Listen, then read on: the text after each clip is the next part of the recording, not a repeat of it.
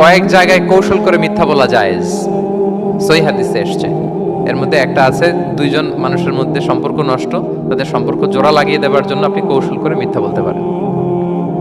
যেমন ধরেন যে দুইজনের সাথে কথা হয় না, তা কুমড়া সম্পর্ক, আপনি একজনকে বললেন যে ভাই ওই দিন তো ওই লোক আপনার ব্যাপারে অনেক প্রশংসা করলো, সে তো শুনে অবাক হবে, কিরে আমার প্রশংসা কি বললো, এমন এমন বললো।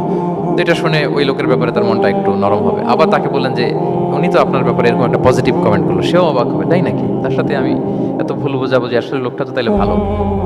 এই যে দুইজনকে আপনি এমন কিছু কথা কৌশল করে বললেন, ফলে তাদের মধ্যে একটা হৃদ্যতা তৈরি হবে। হঠাৎ দেখবেন যে একজন আরেকজনকে দেখে সালাম দিয়ে কথা বলে কোলাকুলি করে সেই আগের যেই শত্রুতা সব নিমেষে শেষ হয়ে গেছে, ঠিক কিনা বলেন?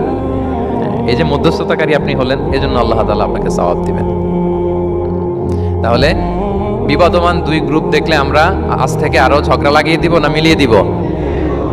রাসূল সাল্লাল্লাহু আলাইহি ওয়াসাল্লাম বলেন, আলা উখবিরুকুম বিআফদালা দারাজাতিম মিন সাদাকাতি ওয়াস সিয়ামি ওয়াস সালাহ, নামাজ, রোজা, সাদাকা, এর চেয়ে একটা বড় মর্তবার ভালো কাজ আছে, সেটা কি আমি তোমাদের বলবো না?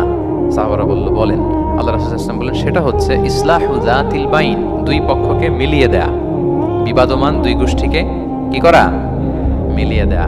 এটা নামাজ, রোজা, সাদাকা এর চেয়েও বেশি সওয়াবের কাজ।